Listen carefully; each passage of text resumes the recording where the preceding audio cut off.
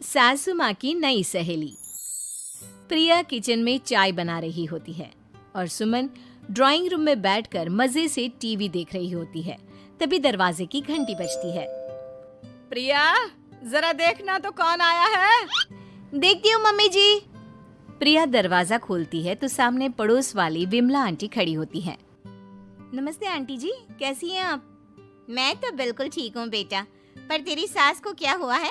आजकल कहीं दिखती ही नहीं है। जब देखो तब टीवी के आगे जमी रहती है। अंदर तो आइए आंटी। अरे ओ दीपक की अम्मा, कहाँ हो? अरे विमला, आओ आओ, क्या बात है, बड़े दिन बाद याद आई तुम्हें मेरी। मैं तो हमेशा ही तुम्हें याद करती हूँ, पर तुम ही गायब रहती हो और आजकल तो बाहर भी नहीं आती जाती। तबीयत तो ठीक है ना तुम्हारी? अरे तबीयत को क्या होना है, इस उम्र में तो कुछ ना कुछ लगा ही रहता है। मेरी छोड़ो, तुम ये बताओ कि क्या चल रहा है गली मोहल्ले में। तुम गली मोहल्ले की छोड़ो, चल तो तुम्हारे पड़ोस में रहा है। तुम्हारी नई सहेली आई है। मेरी कौन सी नई सहेली? मैं तो यहाँ बस तुमसे बातचीत कर लेती हूँ या फिर बाजू वाली शर्मा की बहू से दो चार बातें कर लेती हूँ। इसीलिए तो कहा कि तेरी नई सहेली आई है। अब कोई पड़ोस में आया है तो बात तो होनी ही है। कम से कम इसी बहाने हमारा भी एक ग्रुप बन जाएगा।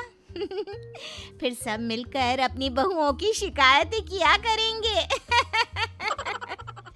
दोनों हंसने लगते हैं। तभी प्रिया चाय लेकर आती है और सामने टेबल पर रख देती है। दोनों चाय पीती हैं और बातें करते हैं। चलो मैं चलती हूँ, अब कल मिलते हैं। राम राम। अगले दिन प्रिया किचन में कुछ काम कर रही होती है और सुमन आराम से सोफे पर बैठकर मटर छिल रही होती है। तभी डोरबेल बजती है।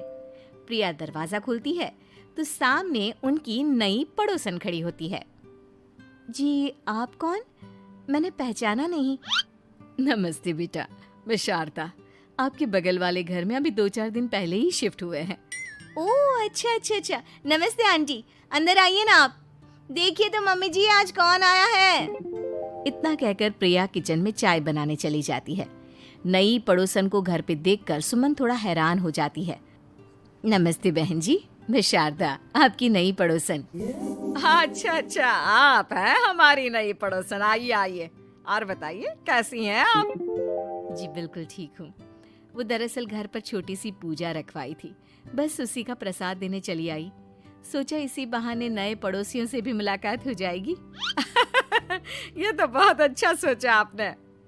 सुमन प्रिया को आवाज लगाती है। अरे ओ बहू, जरा चाय पानी का तो आके पूछ लो। ये आजकल की बहुएं भी ना, जब तक बोलो नहीं तब तक कुछ नहीं करेंगी।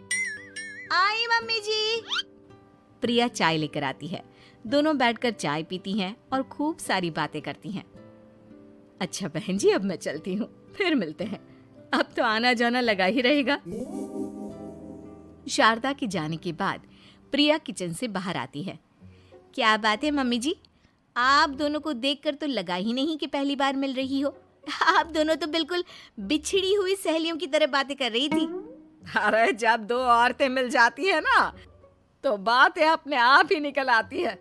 अब तू अपने काम पर ध्यान दे, बातों पे नहीं। ऐसे ही कुछ दिन बीत जाते हैं। अब सुमन और शारदा अच्छी सहेलियां बन गई होती हैं। दोनों एक साथ मंदिर जाती, मार्केट जाती और कभी कभी तो विमला भी इनके साथ मिलकर खूब हंसी ठिठोली करती। एक शाम तीनों बैठकर सुमन के घर पर चाय पी रही होती हैं कि तभी बहुत तेज बारिश शुरू हो जाती है। सुमन जोर से प्रिया को आवाज लगाती है। प्रिया, ओ प्रिया, देख कितनी तेज बारिश हो रही है। जाके छत से सारे कपड़े ले आ, नहीं तो सब भीग जाएंगे। सुमन 2 बार आवाज लगाती है लेकिन प्रिया का कोई जवाब नहीं आता। शायद प्रिया कुछ काम कर रही है, इसीलिए कुछ जवाब नहीं दे रही। अरे काहे का काम, आराम फरमा रही होगी महारानी। तभी प्रिया बीमार हालत में अपने कमरे से बाहर निकलती है। हाँ मम्मी जी, क्या हुआ? मेरी तबीयत थोड़ी ठीक नहीं है ना, इसलिए आग लग गई।